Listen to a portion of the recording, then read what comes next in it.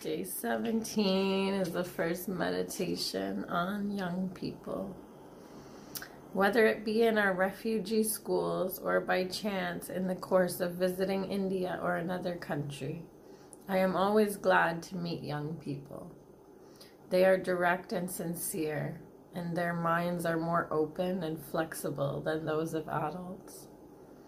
When I see a child, my first thought, from the bottom of my heart, is that he or she is my own child or a long-standing friend who I should care for with all my love.